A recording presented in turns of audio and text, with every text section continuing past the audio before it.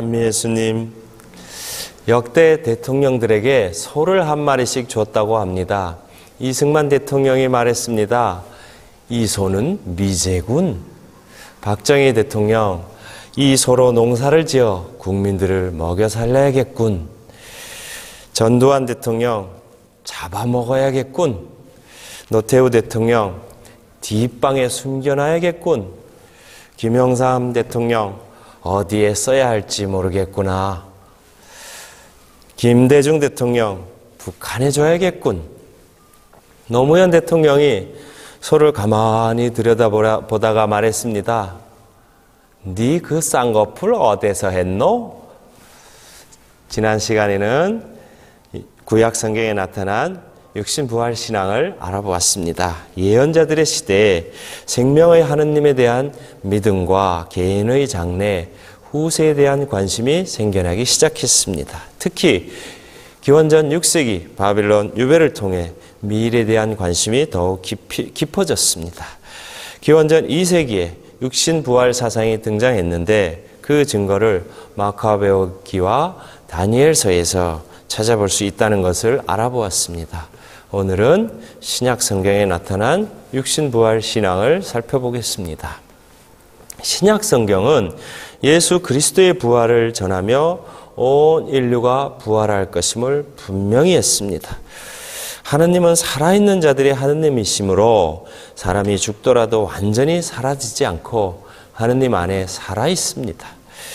신약 성경은 후세의 삶을 혼인잔치에 비유하기도 하고 아버지의 집이라는 표현을 쓰기도 합니다.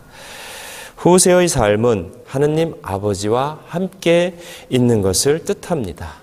신약 성경은 특별히 예수 그리스도께서 육신으로 부활하셨다는 사실에 관심을 보입니다. 이것은 지상 생활을 하셨던 주님과 부활하신 주님의 동일성을 강조하는 데 목적이 있습니다. 그러나 부활하신 주님의 육신을 직접 확인한 사람들은 12 사도와 몇몇 선택받은 사람들 뿐입니다. 그 밖의 사람들은 다만 그들의 증언을 참된 것으로 받아들여 주님의 부활을 믿어야 합니다. 주님께서 육신으로 부활하신 것처럼 우리 역시 육신으로 부활할 것입니다. 그러나 우리가 부활하는 것은 주님을 모방해서가 아니라 주님의 부활에 참여함으로써 가능한 것입니다.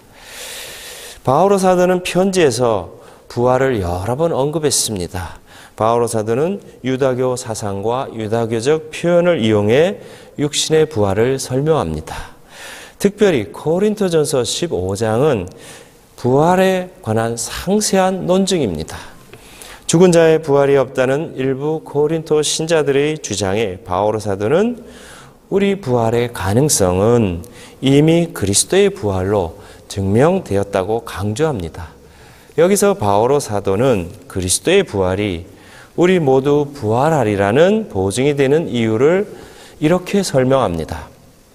죽음이 한 사람을 통하여 왔으므로 부활도 한 사람을 통하여 온 것입니다.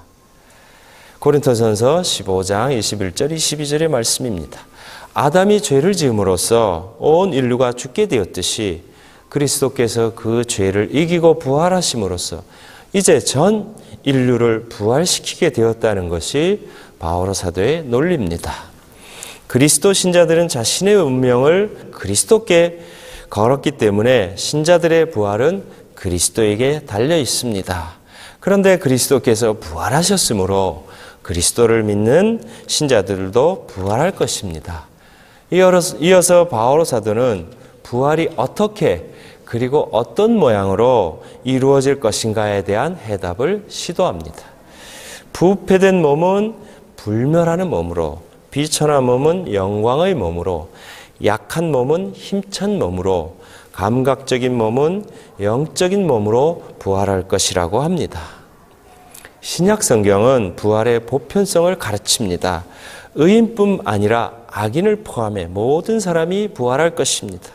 특별히 이러한 사상은 요한복음 5장 29절에 잘 나타납니다. 무덤 속에 있는 모든 사람이 그의 목소리를 듣는 때가 온다.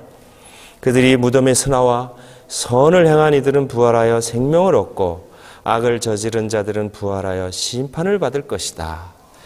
이것은 구약 성경과 비교할 때 상당한 발전입니다. 구약 성경은 의인들만이 부활해 하느님의 상급을 받을 것이라고 하는 반면 신약 성경은 부활의 보편성을 말하기 때문입니다. 우리말에 사람이 죽으면 돌아가셨다고 합니다.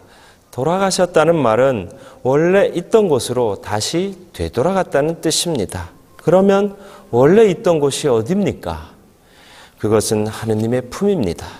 우리는 하느님에게서 생명을 얻어 이 세상에 와서 살다가 생명이 다하면 다시 하느님의 품으로 돌아갑니다. 그래서 우리나라 사람들은 사람이 죽으면 죽었다 하지 않고 돌아가셨다라고 말을 합니다. 그러니까 우리나라 사람들은 가톨릭 신자가 아니더라도 돌아가셨다는 말을 함으로써 자기도 모르게 가톨릭 신앙을 고백하는 것입니다. 마지막 날에 그리스도께서 오심으로써 모든 사람이 육신으로 부활할 것이고 심판을 받을 것입니다. 이것은 멸망이 아니라 구원의 완성입니다. 심판은 구원을 확정하고 평가하는 것입니다. 마지막 심판 때 모든 사람이 육신으로 부활할 것입니다. 전통적 표현은 육신의 부활은 곧 인간의 부활을 뜻합니다. 이상으로 신약 성경에 나타난 육신 부활 신앙을 살펴보았고 다음 시간에는 육신의 부활에 관한 교회의 가르침을 살펴보겠습니다.